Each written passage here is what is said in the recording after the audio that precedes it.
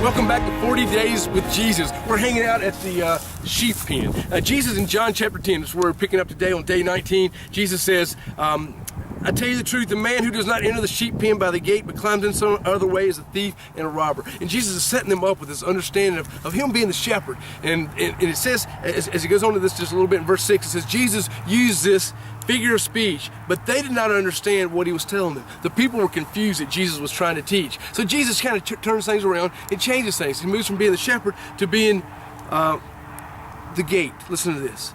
In verse 7, I tell you the truth, I am the gate for the sheep. All who ever came before me were thieves and robbers, but the sheep did not listen to them.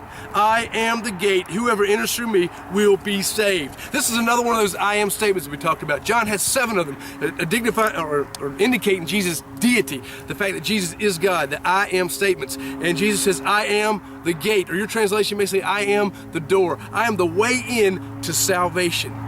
I am the way into the safety of the sheep pen. I am the way. And in that process, Jesus finishes up that section. He says, the thief comes only to steal and kill and destroy. I have come that they may have life and have it to the full. Jesus wants us to have life. And John made that very plain. That's the sole reason he's written this gospel, so that we could understand Jesus, believe in Jesus, and experience life.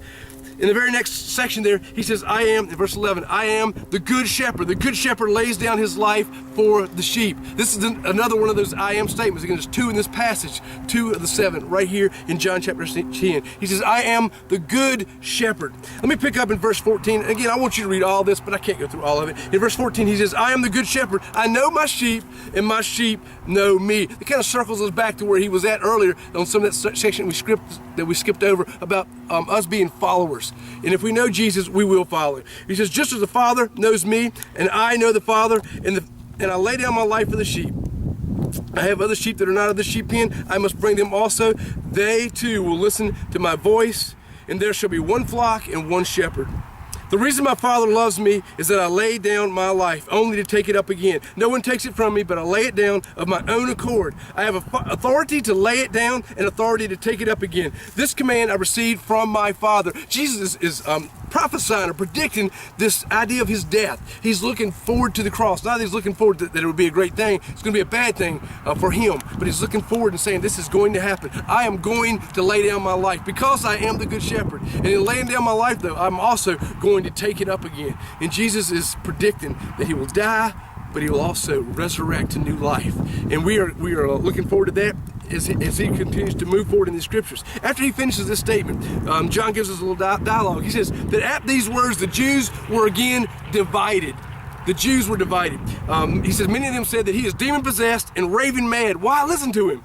But others said, these are not the sayings of a man possessed by a demon. Can a demon open the eyes of the blind? And there was this division that some were following Jesus, going, yes, we believe in this Jesus. We understand what he's saying. We're going to follow him because he has the words that sound like they're from God. And then others were saying, no, he's crazy. He's far from being God-like. And they were running from Jesus.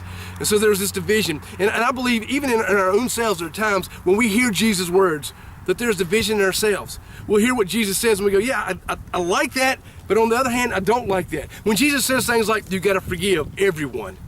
Everyone. Now, we like that idea. We ought to forgive.